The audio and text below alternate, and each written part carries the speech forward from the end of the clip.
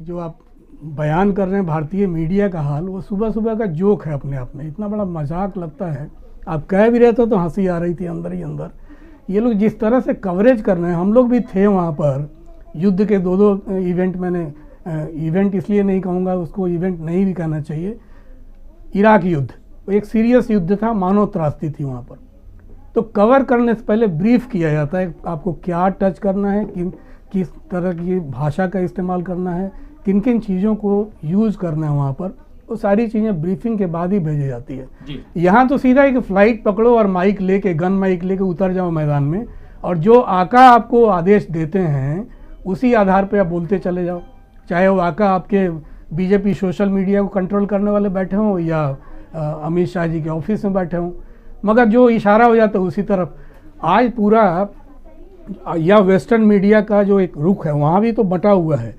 तो उनके पैसे यहाँ पर लगे हुए हैं। जितने भी जो बड़े मल्टीनेशनल हम मीडिया कंपनीज को देखते हैं, उनके पैसे भी लगे हैं। तो मालिकों का हित भी देखना है, और मालिकों की रक्षा करने वाले जो लोग यहाँ बैठे हुए हैं उनका हित भी साधना है और अपनी नौकरी भी बचानी है। इसी दृष्टि से जो टुकड़े टुकड़े लोग गए हुए हैं वहाँ पर किस्तों में, दिल्ली से या मुंबई से जो रवाना हुए हैं कीव की धरती पर, उसी दिशा में रिपोर्टिंग भी कर रहे हैं। मतलब आप बस के सामने खड़े हो गए और बोल रहे हैं कि देखिए जी बमबारी हो रही, हमला हो गया, फुल स्केल वार शुरू हो गया, बगैर वहाँ विदेश मंत्रालय से इसकी पुष्टि किए हुए, बगैर रक्षा मंत्रालय के बाइट लिए हुए आप जो मन में आए बोले जा रहे हैं।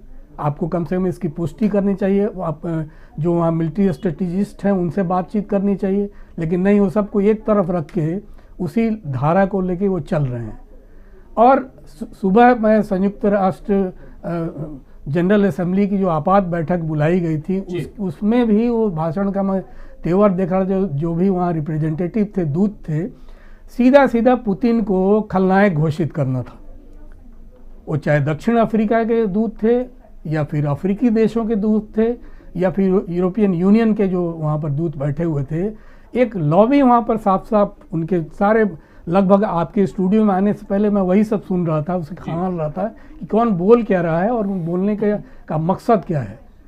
अब देखिए यहाँ पर जो भारत में कुछ चीज़ों को सीखने की आवश्यकता भी है। जो लोग कूटनीति तय करते हैं या संसद को जो लोग रिप्रेजेंट करते हैं, पुतिन ने जो भी कदम उठाए उसके पीछे उन्होंने ड्यूमा से पहले उसकी स्वीकृति ली कि हमें कहाँ मान्यता देना है, तो भी ड्यूमा से और रूसी संसद से स्वीकृति ली, या आगे की सैनिक कार्रवाई कुछ करनी है, फुल स्केल वार करना है कि नहीं करना है, किस लेवल तक हमें जाना है, उसकी भी स्वीकृति उन्होंने ली पहले अपने संसद से। सांसदों को कॉन्फिडेंस में लिया, फिर आगे बढ़े।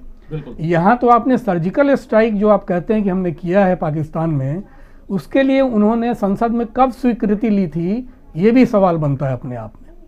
आप जिस व्यक्ति को, अगर आपका मीडिया वहाँ जाके यूक्रेन की धरती पे खलनायक घोषित कर रहा है, तो उनको भी ये प्रश्न कभी न कभी पूछना चाहिए कि भारतीय प्रधानमंत्री ने क्या कभी संसद से पाकिस्तान में surgical strike, so called surgical strike के लिए अनुमति ली थी, सूचित किया था? अनुमति तो छोड़िए, सूचित किया था क्या उन्होंने? पहले पूर्वानुमति लेनी चाहिए ना, जो कि लेते हैं, यूरोपीय देश लेते हैं या रूस ने लिया। तो ये भी एक संसदीय परंपरा है और सम्मान भी है देश का, उसको कॉन्फिडेंस में लेना, एक चीज़। दूसरा, भारत के पास क्या तैयारी है? भारत के पास का कोई तेल रिजर्व है? कितने दिन का तेल रिजर्व है? तो मैंने खंगाला तो पता चला कि पहले 64 दिन का था, अब ज़्यादा से ज़्यादा 72 दिन का तेल रिजर्व आपके पास है। यानी युद्ध छिड़ गया तो आप करेंगे क्या? वो तो शुक्र मनाइए राजीव जी कि इस समय उत्तर प्रदेश का चुनाव पिक पे है, हम एकदम मध्यांतर काल में चल रहे हैं, वरना तेल की कीमतें यहाँ बढ़ चुकी होती। और दूसरा हाहाकार मचता है, तेल की कीमत बढ़ने का मतलब है कि लोग सड़क पे आ जाएं सीधा सीधा।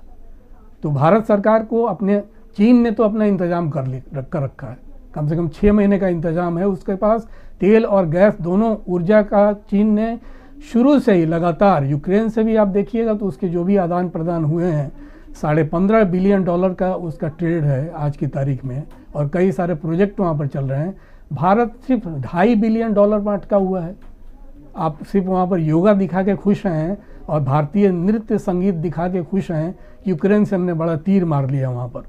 ये काफ़ी नहीं होता है, डिप्लोमेसी में भी काफ़ी नहीं होता है और ट्रेड रिलेशंस में भी काफ़ी नहीं होता है। दूसरा, आप वहाँ पर यूक्रेन में आपकी नीति क्यों नहीं, आपको दिक्कत क्या थी एक फ़ोन कॉल करने में यूक्रेन के राष्ट्रपति से या उसके एम्बेसडर से भी कम से कम आप संवाद तो कर सकते थे। बिल्कुल ब्लॉकेड है। आपने इतना डर आपके अंदर बैठ के, आपको एक न्यूट्रल स्थिति में बन के, चीन का राजदूत जब बात कर सकता है विषम परिस्थितियों में भी यूक्रेन के राजदूत से, और वहाँ के सत्ता प्रतिष्ठान से डायलॉग भी चल रहा है, मॉस्को से भी डायलॉग चल रहा है, तो आप यहाँ पर इतने बंद क्यों गए हैं? ये प्रश्न कई सारे उठते हैं राजीव जी मन में।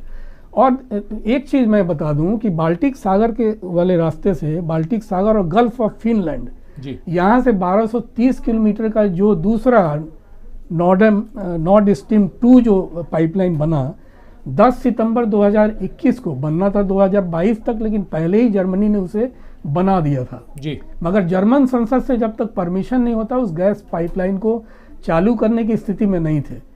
मगर उससे पहले नॉर्ड स्ट्रीम 1 जो उतने ही लेंथ में, मतलब 1230 से थोड़ा कम, 30-40 किलोमीटर कम, वो उसी बाल्टिक सागर से ही गुजरता हुआ, बाल्टिक सागर और गल्फ ऑफ फिनलैंड से गुजरता हुआ, उसे ऑलरेडी 8 अक्टूबर 2012 को शुरू कर दिया गया था।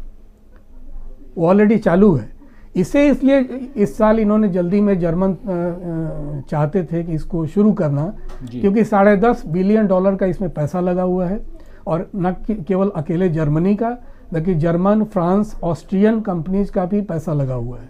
हालांकि आज फ्रांस के राजदूत भी रूस के खिलाफ बोल रहे थे वहाँ पर संयुक्त राष्ट्र आम सभा में जी।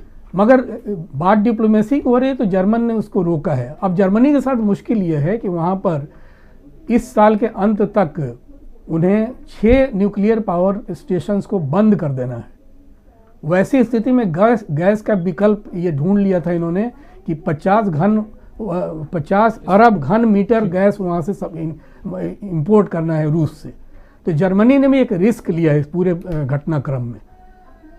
तो ये सब चीज़ें देखने की ज़रूरत है कि भारत ऐसी इमरजेंसी लगातार आती रही है और भारत ने अपने गैस और तेल का रिजर्व बढ़ाया नहीं है। ये सबसे दुखद पहलू है। जी राजीव जी। जी बिल्कुल, बहुत सारी बातें आप कह रहे हैं, बहुत सारे पहलू हैं, और आपको जैसा हम अभी तक सूचित करते जा रहे हैं कि अगर देखा जाए तो किसी भी प्रकार का युद्ध जो है उसकी शुरुआत नहीं हुई है। रूस ने और व्लादिमीर पुतिन ने आज सुबह सुबह जो टेलीविज़न पर देश की जनता को संबोधित किया, उसमें उन्होंने कहा है कि ये जो 2 पार्ट है, जिसको कंट्री का इन्होंने वो कर दिया है, दोनबाज का जो दोनों एरिया है, यानी कि दनेस्क और लुगांस्क, इन दोनों क्षेत्रों में जो यूक्रेन की जो सेना है, उस सेना से कहा गया है कि आप हथियार डाल करके वापस अपने घरों को चले जाएं, और उनसे उस दनेस्क और लुगांस्क के लोगों की रक्षा के लिए हमने एहतियातन कार्रवाई शुरू की है। अब ये एहतियातन कार्रवाई को अगर यूक्रेन की तरफ से देखा जाए